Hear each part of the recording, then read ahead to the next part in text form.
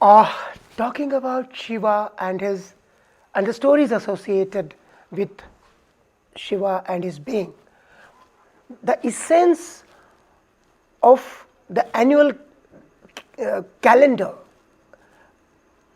vis-a-vis Shiva and his stories can be brought down to one day or one night rather, and that is Maha Shivaratri night. That's very, very pious, very holy, very pure, and very religious, spiritual. All those feelings are associated with this night. Tell us the story behind Maha Shivaratri. What is it exactly about? Is it about Shiva's marriage with Parvati, or is it about some celestial happening, occurrence, going up energy, and all that is being told about? Tell us about Maha Shivaratri. Some bare truth, first of all. What has happened in this country, that these pseudo-religious people or the pseudo-spiritual people have always tried, and since they are so much insecure about their own understanding of any kind of darshan or philosophy of this nation, they try to give a meaning of some sort of weird scientific context to justify something. And this is very weird for me,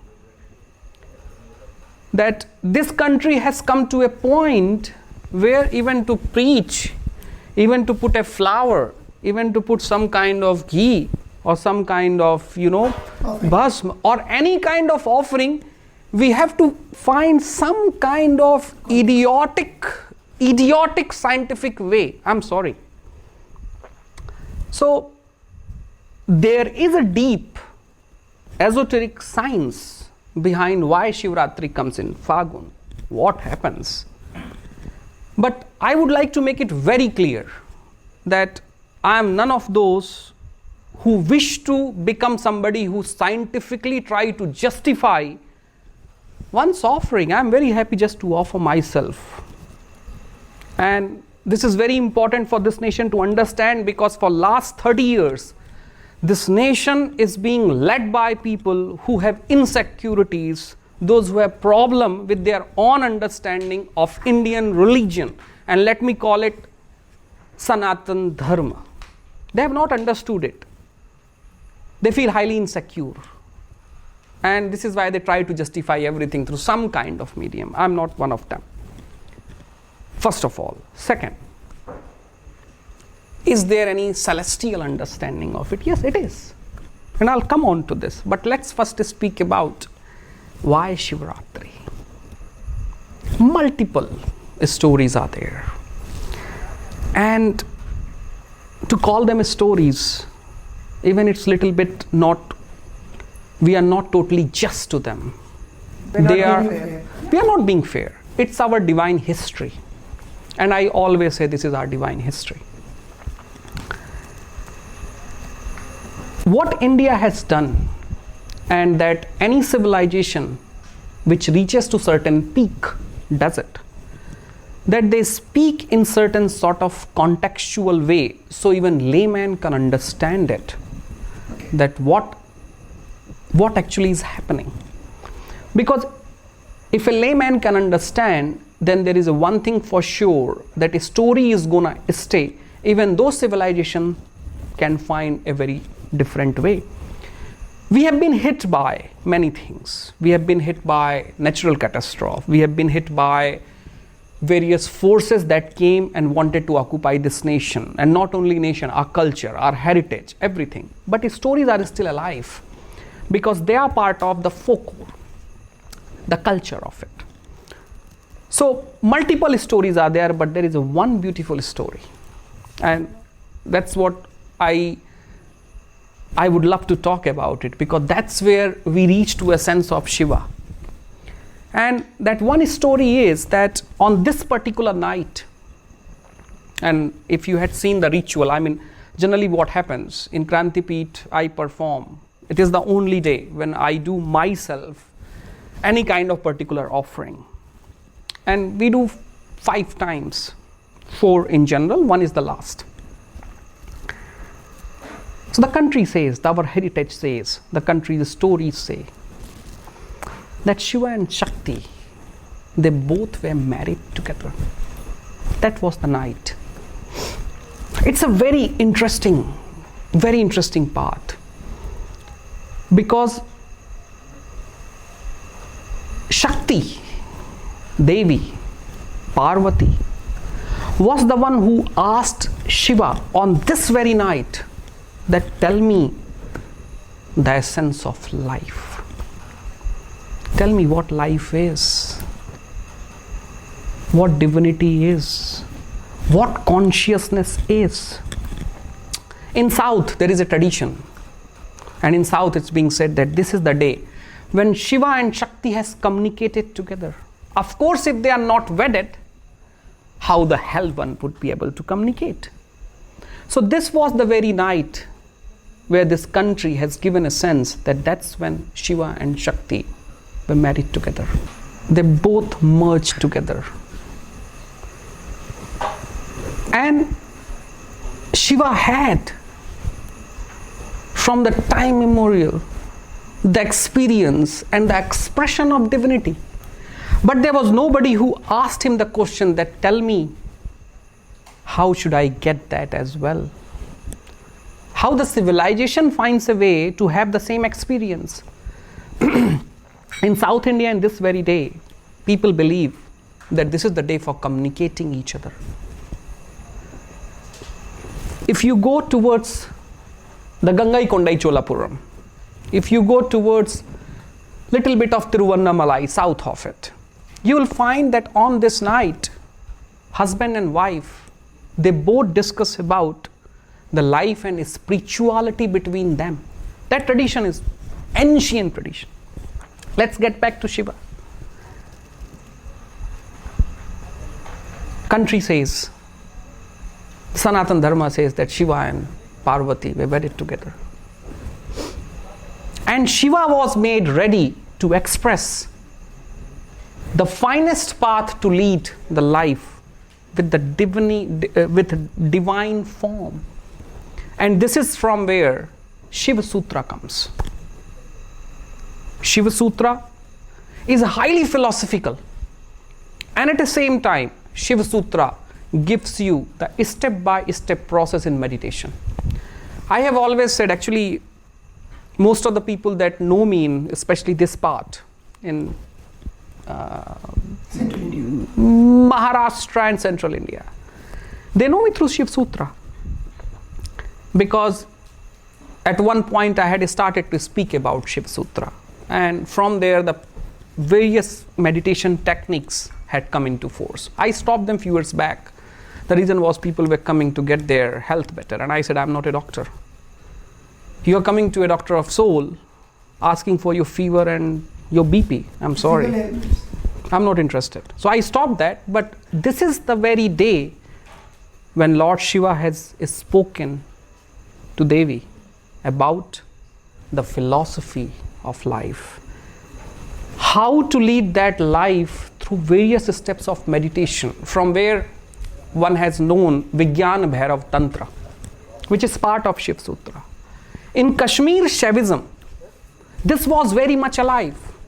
This was the day when in the Sharda Peeth, even 5,000 years back, people were going and learning the meditation from their gurus. Because this was not only a day when you perform certain things to Shiva, but you take that gradual energy and you express in your life. You reach to that meditative peak, which can take you longer for the rest of the year. Because every month there is a night of Shiva. And then once in a year you have Maha Shivaratri.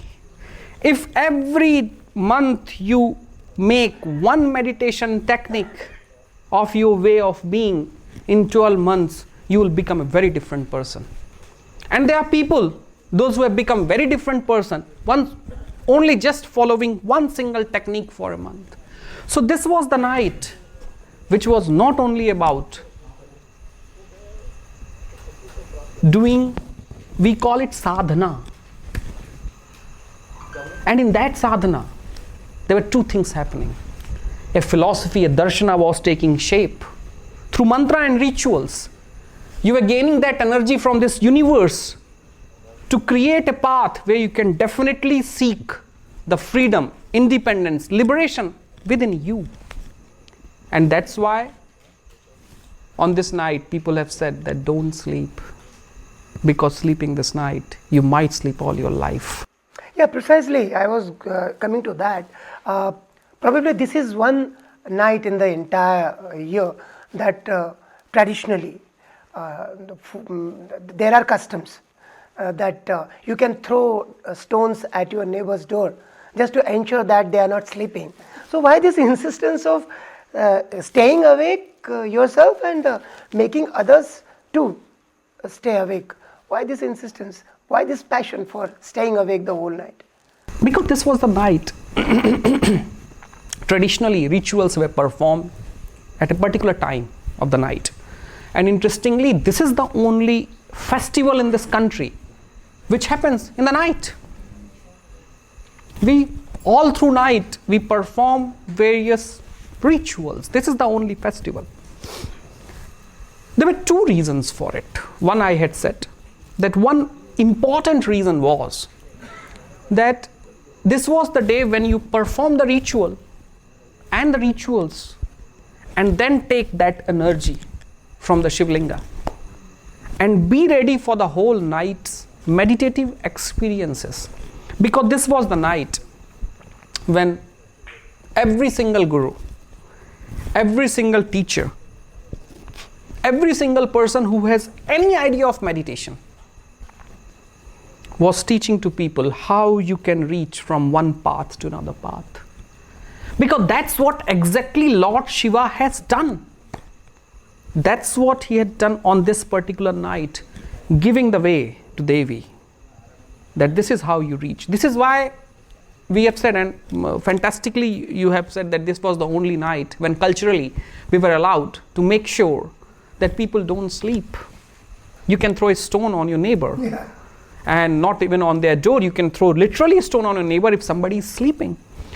For very many years, since this Kranti Peeth came into whatever it is in this forest, I think Shiva loves it.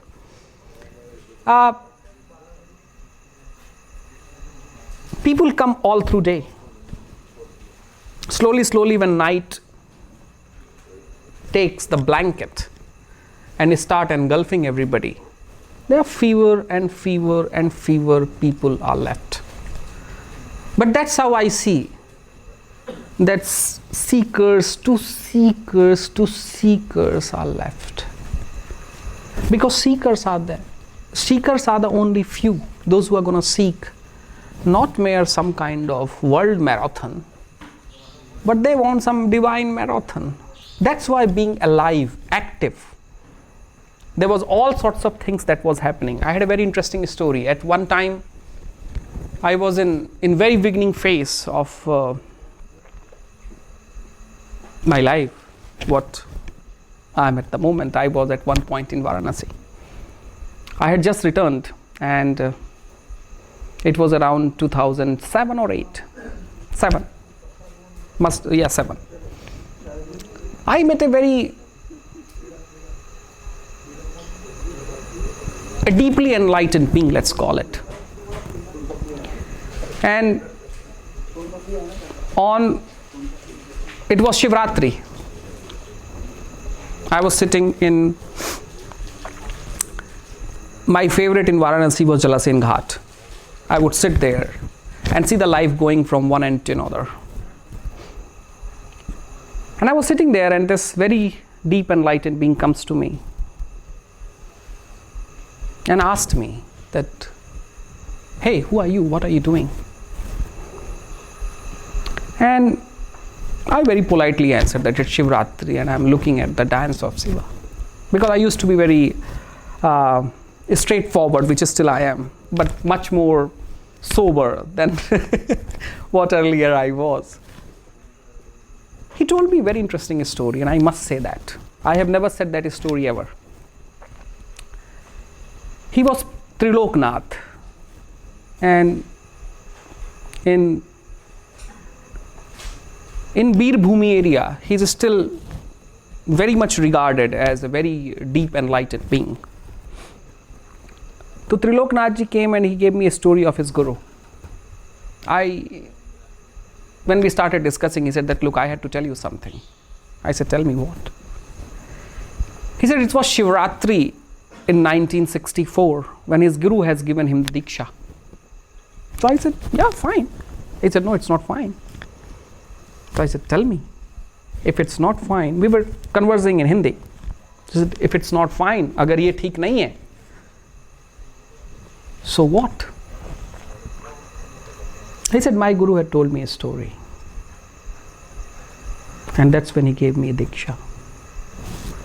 And his story was that he reached to his Guru's ashram and asked him sometime early in the evening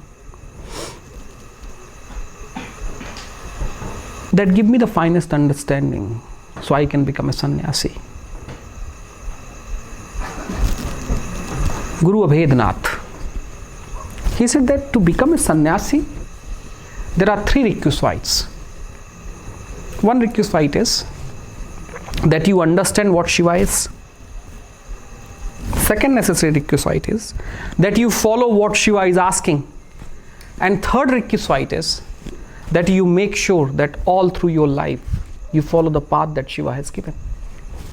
So I said, yeah, fine. I mean, it's a normal thing. He said, no, that's not very normal. Because in this world we have believed that sannyasis are those who have left their houses, those who have gone somewhere in the jungle meditating and then running back to the city and making their ashrams. Or sannyasis are those who have the forehead full with the chandan and tika and the malas, which is very general common sense these days. Guru Abhednath has said that anybody who performs these 3 things on Shivaratri night and continues every night of the month when we have Shivaratri becomes a sannyasi. Because sannyasi is someone whose life becomes the extension of sadhana. That's what the sannyasi is. And that's a best beautiful story that I have ever come through somebody so enlightened. So this was the very night. We all had a capacity, and we still have that capacity, and we shall, and we must, we should have that capacity to become sannyasi, where sadhana and the extension of sadhana continues in our life. There is a very interesting saying. Shiva says,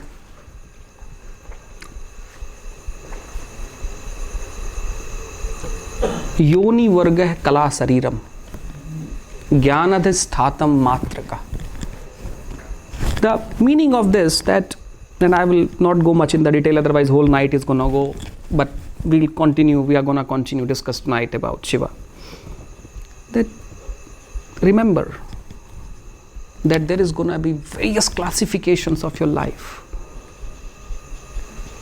and the art of your life, your mere body, is to extend yourself with the knowledge and the divine Shakti, that you become their expression. And that's what the Shivaratri is about, where we can all become the expression of that Shakti.